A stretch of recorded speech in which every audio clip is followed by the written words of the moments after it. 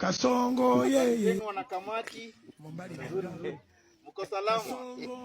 Mimi kama chairman wa kamati ya mazishi hii tumekaa chini tukaamua ilikuwa tupate treasurer na ndugu yetu akaona tunaweza kusimamia hapo kutuwekea fedha zetu ama namna gani ama mpeni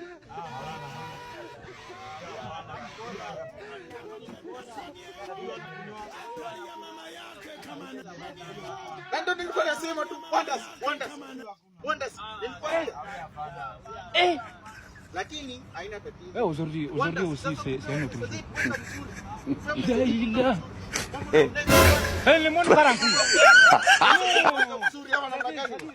Pesa zetu huyu akileta manti yake kwa koro mbili wacha itumie zetu. Ukimpatia zetu wonders. Wacha mambo ya levi. Wacha mambo ya levi. Le monde part en couille.